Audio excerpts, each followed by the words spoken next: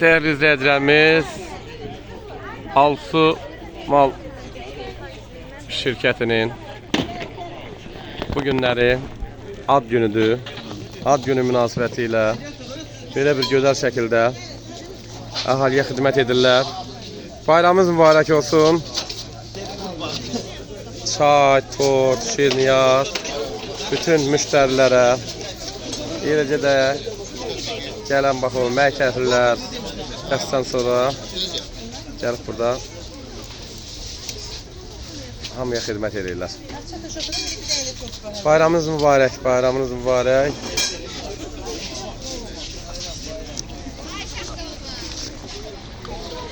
Sağ olsun Hacı Faik qardaşımızı belə bir gözəl